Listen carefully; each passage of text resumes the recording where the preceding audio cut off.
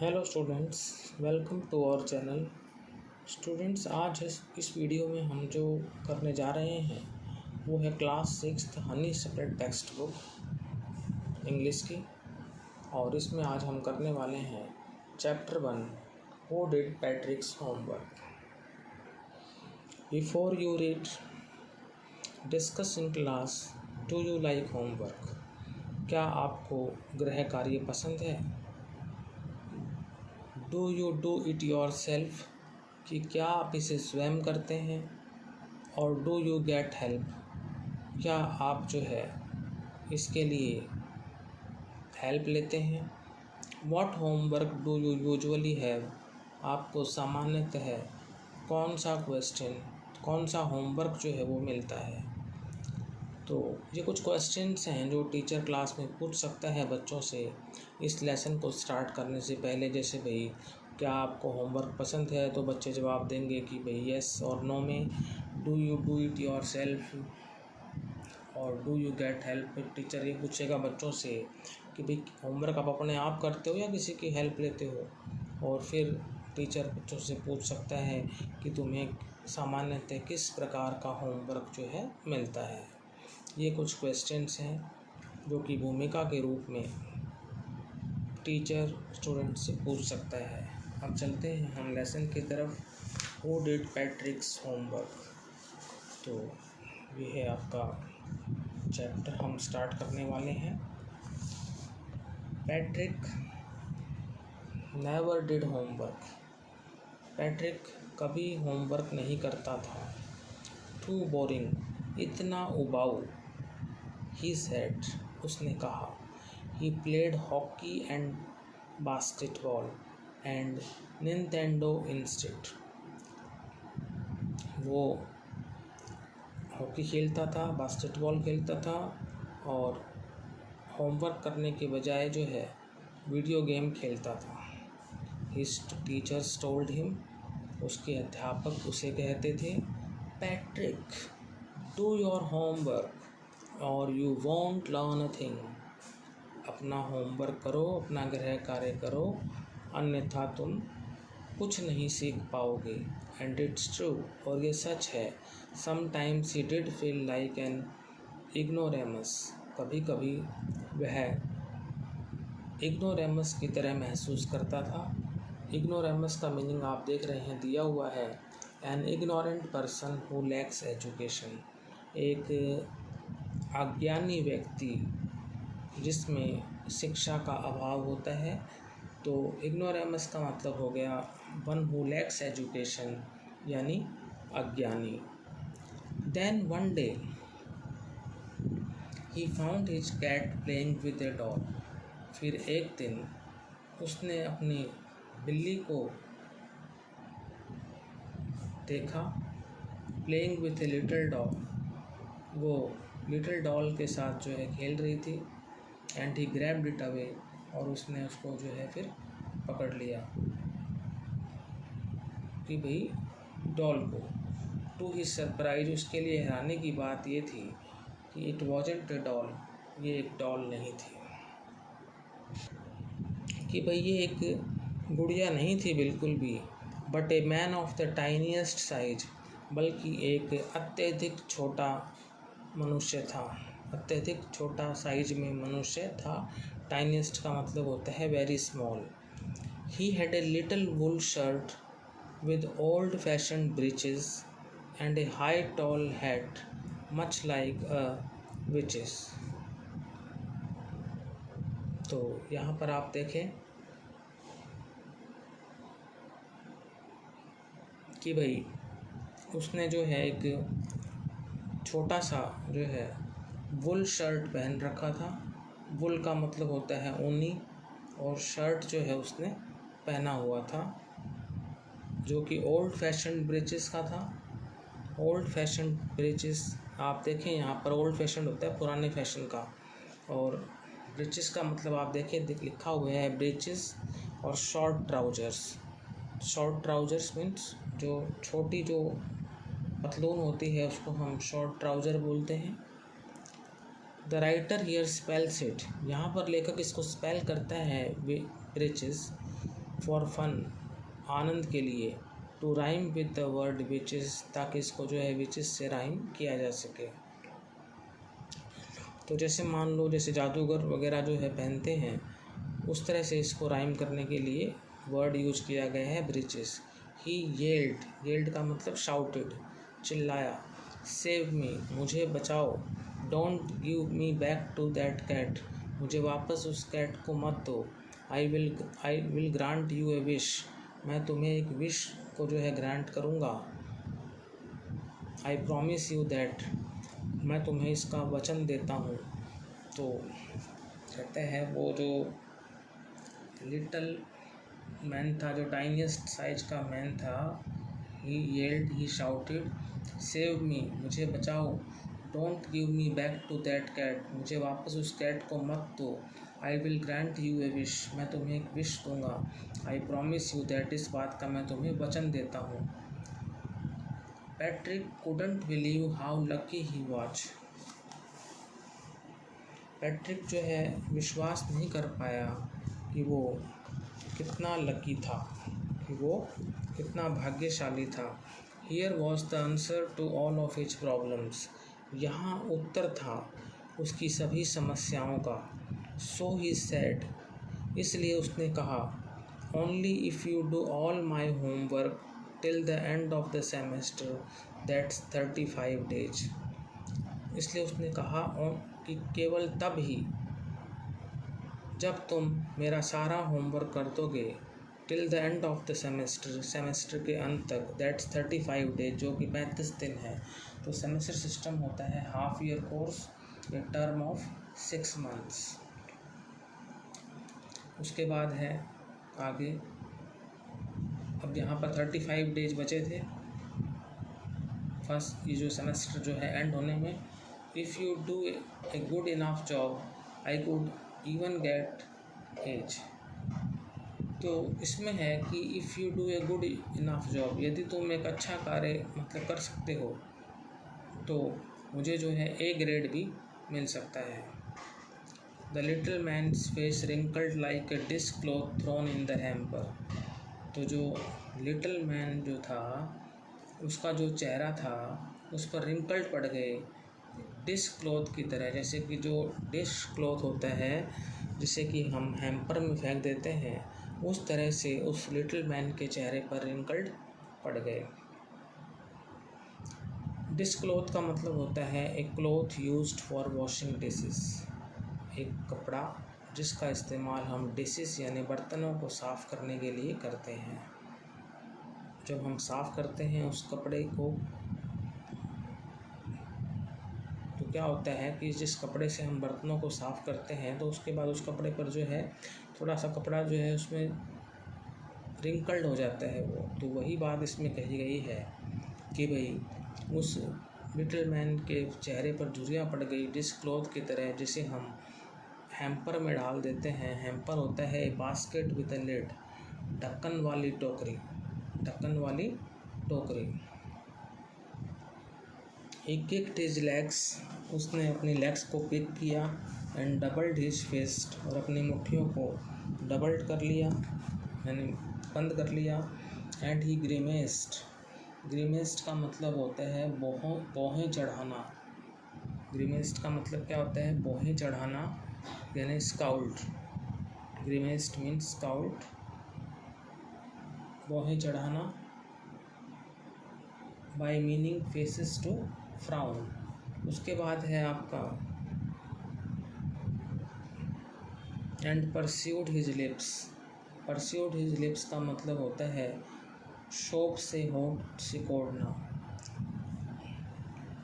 होठों को सिकोड़ना, ये होता है आपका परस्यूड हिज लिप्स यानी शोड डिसअप्रूवल। इसका मतलब होता है असहमति दर्शाना। Oh I am cursed but I will do it. तो यहाँ पर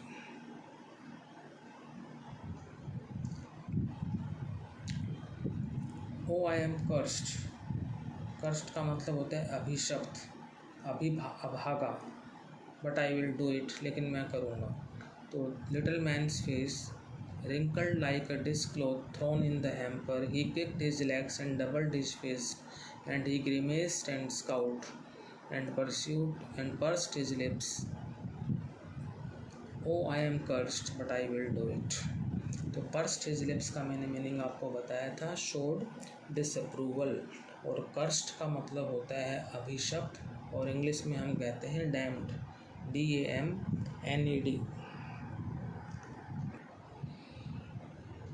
and true to his word, और अपने वचन के पक्के। दैट लिटिल एफ, वो नन्हा व्यक्ति यानी बोना, began to do Patrick's homework, Patrick का होमवर्क करना शुरू कर दिया। Except there was one glitch, सिवाय वहाँ उसको एक परेशानी आने लगी। एक्सेप्ट का मतलब सिवाय, ग्लिच यहाँ पर एक इनफॉर्मल वर्ड है, शब्द है। ए fault in A machine that prevents it from working properly. Glitch means an informal word, A fault in a machine that prevents it from working properly। Here hitch और problem, यहाँ पर इसका मतलब जो है समस्या, मैंने बताया परेशानी या समस्या आने लगी। The elf did not always know what to do and he needed help। Elf को जो है हमेशा पता नहीं होता था कि वो क्या करे और उसको सहायता की ज़रूरत थी, इसलिए वो चिल्लाता help me he would say, वो कहता। And Patrick would have to help in whatever way, और पैट्रिक को उसकी मदद करनी पड़ती। इन वॉट एवर वे का मतलब होता है किसी भी रूप में। I don't know this word, मुझे इस शब्द का अर्थ नहीं पता, या मुझे इस शब्द का नहीं पता। The elf squeaked while reading Patrick's homework, जो बोना जो है वो चिल्लाया। स्क्वीक्ड का मतलब होता है चिल्लाना, चीखा। While reading Patrick's homework, Patrick के होमवर्क को पढ़ते हुए। गेट मी ए डिक्शनरी, मुझे एक डिक्शनरी लेकर आओ। नो, व्हाट्स इवन बेटर, नहीं, यही ठीक होगा कि तुम उसमें से शब्द को देखो और एक एक अक्षर का उच्चारण करो। गेट मी ए डिक्शनरी, मुझे एक शब्दकोश ला कर दो। No, what's even better, look up the word and sound it by each letter. नहीं, यही ठीक होगा कि तुम उसमें से शब्द को देखो और एक एक अक्षर का उच्चारण करो। When it came to maths, Patrick was out of luck, और जब गणित की बारी आई तो मानो पैट्रिक की किस्मत ने उसका साथ छोड़ दिया। और जब गणित की बारी आई, when it came to maths का मतलब होता है जब गणित की बारी आई तो क्या हुआ, जैसे मानो पैट्रिक की किस्मत ने उसका साथ छोड़ दिया। व्हाट आर टाइम टेबल्स, ये गुणा के पहाड़े क्या होते हैं। द एल्फ स्क्रिक्ट, बोना चिल्ला कर बोला। We elves never need that, हम बोनों को इसकी कभी आवश्यकता नहीं होती। And addition and subtraction and division and fractions, ये जमा, घटा, भाग और भिन्न, और ये जमा, घटा, भाग और भिन्न। Here sit down beside me, यहाँ मेरे समीप बैठो तुम। You simply must guide me, तुम्हें जो है मेरा मार्गदर्शन करना ही पड़ेगा। Elves know nothing of human history, बोनों को मानव इतिहास की कोई जानकारी नहीं होती। बोनों को मानव इतिहास की कोई जानकारी नहीं होती। To them it's a mystery, उनके लिए एक रहस्य है। सो द लिटिल एल्फ, इसलिए वह बोना, ऑलरेडी ए शाउटर, जो कि पहले ही चीख रहा था, अब और भी ऊंचे स्वर में जो है चीखा। जस्ट गॉट लाउडर का मतलब होता है अब और भी ऊंचे स्वर में बोला। Go to the library, I need books, पुस्तकालय जाओ, मुझे किताबें चाहिए। And you can help me read them too, और तुम उन्हें पढ़ने में मेरी मदद कर सकते हो। मेरी मदद कर सकते हो। आगे है as a matter of fact every day in every way that little elf was a nag. As a matter of fact का मतलब वास्तव में, एवरी डे मीन्स हर रोज, इन एवरी वे प्रत्येक तरीके से, दैट लिटिल एल्फ वो बौना, वॉज ए नैग। नैग का मतलब होता है one who trouble someone all the time by complaining और asking them to do something. वह व्यक्ति जो किसी को सारे समय परेशान रखे, शिकायत करके या बार बार जो है पूछ कर कुछ करने के लिए, और asking them to do something. तो one who troubles someone all the time, वह जो सारे समय परेशान रखे, शिकायत कर कर या पूछ कर कुछ करने के लिए, उसको कहते हैं nag. Patrick was working harder than ever and was it A drag. Patrick अब पहले से भी जो है अधिक मेहनती हो गया था, और क्या यह नीरस था। ड्रैग का मतलब नीरस। He was staying up nights, वह पूरी पूरी रात जागता। Had never felt so very, उसे पहले कभी इतनी थकान महसूस नहीं हुई थी। वेरी का मतलब होता है थकान। Was going to school, school जा रहा था। With eyes puffed and bleary, और आइज आँखें, पफ्ड का मतलब सोची हुई, और ब्लेरी का मतलब होता है धुंधली आँखें। ब्लेरी का मतलब धुंधली। तो इस पॉइंट नंबर 7 की आपको हिंदी फिर बता देता हूँ। वास्तव में तरह तरह से हर रोज़ वह पौना एक मुसीबत बनता रहा। पैट्रिक अब पहले से अधिक मेहनती हो गया था, और क्या यह नीरस था। वह पूरी पूरी रात जागता, उसे पहले कभी इतनी थकान महसूस नहीं हुई थी। वह सूजी हुई और धुंधली आंखें लिए स्कूल जा रहा था। अभी हमने 7th जो पैरा पढ़ा है उसमें हमने वर्ड पढ़ा था ड्रैग। मैंने आपको वर्ड का मीनिंग बताया था नीरस। इंग्लिश में कहते हैं समथिंग डल एंड अनइंटरेस्टिंग। तो ड्रैग एक इनफॉर्मल वर्ड है, समथिंग डल एंड अनइंटरेस्टिंग। अब चलते हैं हम 8th पर। Finally the last day of school arrived, आखिरकार स्कूल का अंतिम दिन आ गया। And the elf was free to go, और अब बौना जो है जाने के लिए आज़ाद था। As for homework there was no more, जहाँ तक गृह कार्य का प्रश्न था वह तो अब शेष नहीं रहा था, वो तो बाकी नहीं रहा था। So he quietly and slyly slipped out the back door, इसलिए वह चुपचाप धीरे से पिछले दरवाजे से निकल गया। बैक डोर का मतलब होता है पिछला दरवाज़ा, और स्लिप्ड आउट मीन्स निकल गया, और स्लाइली का मतलब सीक्रेटिवली यानी गुपचुप, चुपचाप। So he quietly and slyly slipped out the back door. Patrick got his age. His classmates were amazed. His teachers smiled and were full of praise. Patrick को जो है इस बार सभी जो है विषय थे उसके उसमें A ग्रेड मिला उसको। His classmates यानी उसके सहपाठी were amazed, वो हैरान थे। His teachers smiled, उसके अध्यापक मुस्कुराए। And were full of praise, और वो जो है प्रशंसा से भर गए थे। एंड हिज पेरेंट्स, और क्वेश्चन मार्क लगा रखे हैं, और उसके माता पिता। They wondered what had happened to Patrick, वे आश्चर्यचकित थी कि पैट्रिक को क्या हो गया था। He was now the model kid, अब वह एक आदर्श बालक बन गया था। किड यहाँ पर एक इनफॉर्मल वर्ड है।